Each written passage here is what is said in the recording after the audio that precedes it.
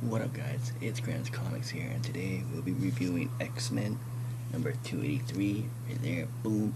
This is the first full appearance of Bishop, and I believe, no, this is not the first cover, because the first cover of Bishop is also his first appearance, but this is not only the first full appearance of Bishop, it is the first appearance of this guy called the Game Master, which obviously in the name, his thing is he plays games on people, he plays tricks on people, but this mostly focuses on Bishop. It doesn't really focus on Game Master as much, obviously, because this is like a big, it's not as big as the book as his first appearance, which is 282. So it's not really a big, it's a big issue, but it's not as big as 282. And I actually got this, I think I got this at the antique shop, or I got this from Tony. I forget where I got this from. I think I got this at an antique shop. If not, if it's true, I forget. If Tony is watching this, comment down below or message me on somewhere where I got this. I'm just gonna go with the antique shop because I think this is where I found this. But anyways, yeah, this is the first full appearance of Bishop. Really cool cover. It says Bishop Crossing right there, and it's very. From what I looked, this is from 1991, but from the condition I saw it on, it looks like it's a 9.2. So in a 9.2, I looked up, it's like almost $10. It's $8. To me, that's not that bad. And this, I'm only reason why I'm saying this is because this is one of the comics that I'm gonna sell in my shop, and it's really cool. So this is basically, I guess, in his first appearance, he tries to obviously fight the X-Men because Bishop is a villain, kind of, sorta. He's kind of a villain, but he's trying to defeat the fake X-Men, as he calls it in this issue.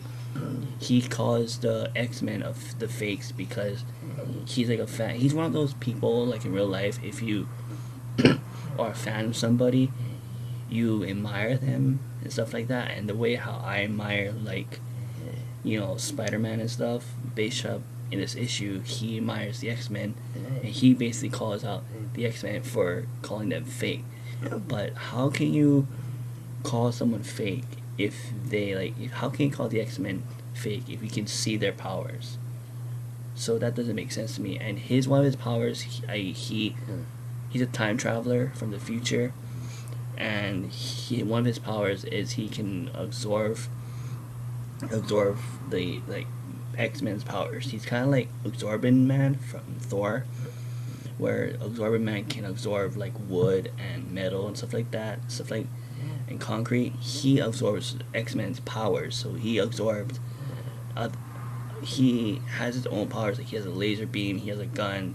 He's basically a warrior, a mutant warrior, a mutant soldier, basically, which is pretty cool. But yeah, he can also absorb powers. He absorbed Colossus power. He had this cuff that he had where when he cuffs someone, he can drain the mutant powers. But I believe the only X-Men he absorbed in this issue, I don't know if in his first appearance he even uses the cuffs on the X-Men, but in this issue he uses the cuffs on Colossus, and Colossus turns back to normal. He turns into human, and he doesn't have his powers anymore. He gets it back eventually, like towards the end of this issue. And the one thing that I love about this particular issue, Storm referenced the death of Jean Grey, and you know how especially in the older comics, maybe in some comics where they like the writer or the author of the issue makes that little note where they say, so this happened in this issue. So there's an event where Storm's like, oh my god, your Jean Grey's dead, blah blah, mentioning about Jean Grey's death, and in the tab it said, as seen on Uncanny X-Men 181, 182, and 181 and 182 is actually the Days of Future Past storyline. So I was just like, whoa. And I actually wanted the Days of Future. I think X-Men 181 is the first Days of Future Past storyline, like the beginning, the iconic with Wolverine and Jean Grey on the cover. But I actually want to get that. That's like on my list. So I was cool that it was mentioned in this issue.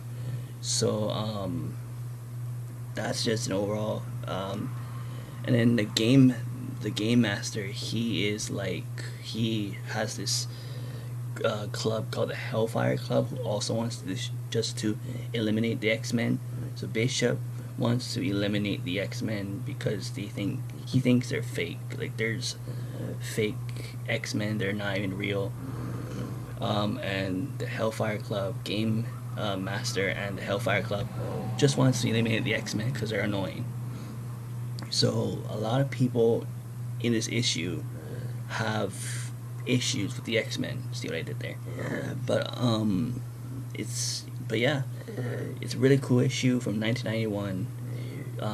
Like I said, this is the first full appearance of Bishop. When I first got this, I thought this was his first appearance, but his first appearance is on 262. So this is his first full appearance, and this is the first appearance of Game Master. So it's I guess you can say it's a key slash minor key because of the two first appearances in this issue. But and this is also not only that, but this is just an iconic cover. You know, you see Storm, you see Bishop against each other, and whenever you see this issue, people are just like, "Oh my gosh, it's the first full appearance of Bishop." It's an iconic cover.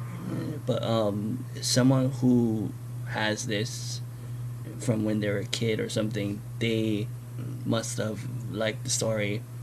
Maybe theirs is but more bust up because, you know, obviously back then collecting comics wasn't as popular as it is now in the world, and people just thought that comics were trash. And I still to this day, you know, people still think comics is trash. And to me, there is some filters, some comics that is like not as good or not as valuable, but something like this could be valuable in the future.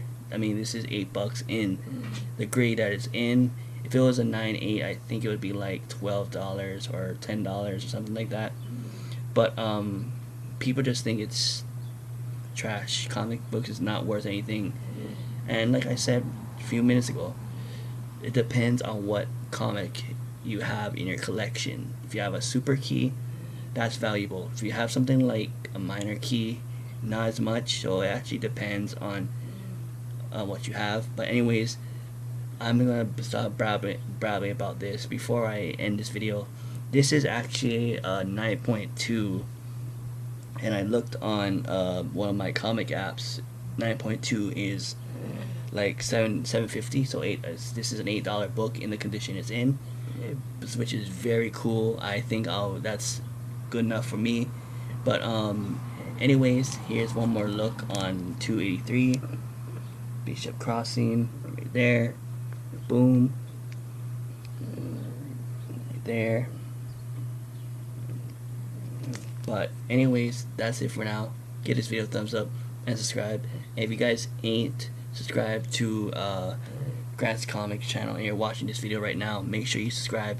I'm trying to get this video to 100 subscribers. And if you guys like hip-hop music and you guys like just my videos in general, you can check out my main channel, which is Dylan Grants. I'm gonna put the link below to my main channel. That one I need to get at least 200. So if you guys can, subscribe to that channel. And if you guys are watching this video and you're not subscribed to Grant's Comics, make sure you do. I would love the support and love the love from all the comic book communities around the world. But anyways, give this video a thumbs up and subscribe. Alright.